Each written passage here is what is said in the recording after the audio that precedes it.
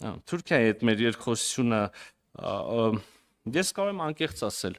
չունենալով դիվանագիտական հարաբերություններ Թուրքիայի հետ, պաշտոնական դիվանագիտական հարաբերություններ, մենք ունենք շատ ավելի ակտիվ եւ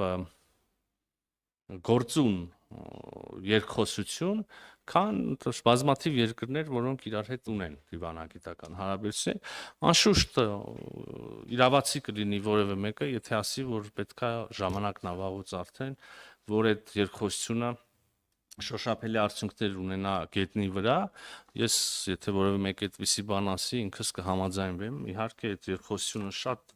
տևական ժամանակ եւ շատ դրական հունով զարգացել է, բայց նաև վերջնարդյունքներ, իհարկե կան միջանկյալ արդյունքներ, բայց վերջնարդյունքները տեսնելու ժամանակն է, սա է մեր համոզմունքը, խոսելով միջանկյալ արդյունքներից, ուրեմն նախ համատեղ մի քանի բան է արվել,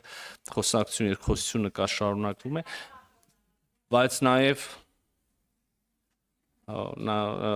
գետնի վրա տեղ ունեցած որոշ բաներ, օրինակ փետրվարից Հայաստան-Թուրքիա պետական սահմանի ուրեմն մարգարե անցակետը